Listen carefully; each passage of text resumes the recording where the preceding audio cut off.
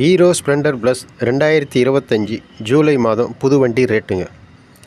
வண்டி engine CC 97.2 CC air cooler single cylinder engine டைப்புங்க. Producing 7.9 BHP 8.5 Nm டார்க்யூங்க. Transmission 4 speed gear பாக்ஸுங்க. Fuel tank capacity 9.8 litre பிடிக்குங்க.